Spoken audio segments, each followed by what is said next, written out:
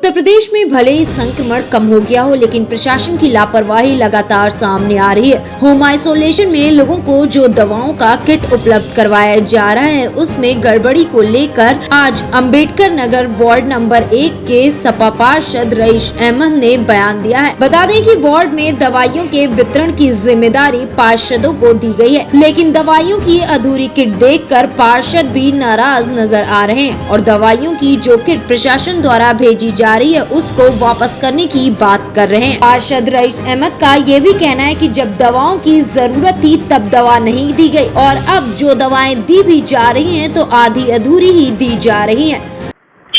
मैं पार्षद Ambedkar Nagar ward number 1 Lucknow नगर निगम zone 2 फैजलाबाद के अंतर्गत हमारा वार्ड आता है, जिसकी लगभग जनसंख्या 30,000 है। और हमारे वार्ड में जो ये सरकार के द्वारा या नगर निगम के द्वारा ये जो दवाओं की किट दी गई है, आपके सामने पेपर पे सभी कुछ छपा हुआ है और इसके अंदर रखी हुई 5-6 तरीके की जो भी दवाएं हैं। जब ये सारी चीजें छपाई जा सकती थी तो इन दवाओं को किस तरीके से खाना है, जनता के बीच में किस तरीके से कैसे क्या करना है, सुबह कौन सी खानी है, शाम को कौन सी खानी है, ये भी इस लिफाफे में छापा जा सकता था, मगर वो नहीं छापा गया। अब हमारे डर के पार्षद केवल इस वजह से इन किटों को नहीं दे पा रहे हैं कि इन किटों को देने के बाद पब्लिक के बीच में किस तरीके से समझाया जाए कि कौन सी दवा किस तरह से खानी है। हमारे क्षेत्र की तमाम जनता जो है वो अनपढ़ है, जिनको ये नॉलेज नहीं है कि ये दवा अलग है, ये दवा अलग है, ये दवा अलग है। अगर इन पर्चों पे दवा किस तरीके से खानी है वो छपा होता तो शायद उनके घर में कोई ना कोई पढ़ा लिखा होता तो उस तरीके से उनको टाइम टू टाइम खिलाया जा सकता था। अलग से कोई भी पर्चा नहीं दिया गया था। यही एक वजह है, यही एक वजह है। और दूसरी वजह यह है कि जब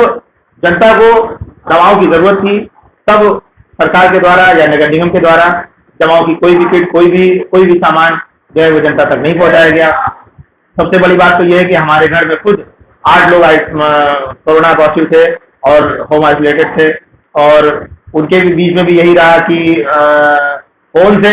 मुख्यमंत्री के हेल्पलाइन से या तमाम तरीके के फोन आते थे, हालचाल तो लिया जाता था, मगर किसी भी तरीके की एक छोटी से छोटी टैबलेट भी सरकार के द्वारा जब हमारे वहां नहीं भेजी गई, हमारे अपने घर में नहीं भेजी गई, तो आम जनता का क्या हाल होगा। और जब लगभग 80% जनता जो होम आइसोलेटेड थी या हॉस्पिटल में थी, जब इस दुनिया से जा चुकी है, तमाम लोगों के घर वाले एक घर में 2 मृत्युआं हो गई और इसकी ये दुखद घटना जो हुई या दुखद ये जो आपदा आई या महामारी हुई, उस महामारी में सरकार ने पब्लिक के लिए कोई भी कॉपरेशन नहीं किया और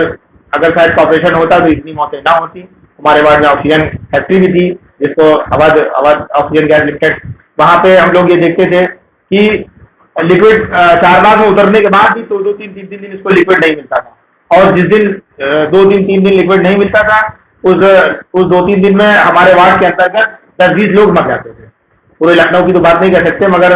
हमारे वार्ड में खाली 2 दिन लिक्विड ना होने की वजह से जो है वो कम से कम 20 लोग मर जाते थे। तो ये सरकार की बहुत बड़ी उदासीनता रही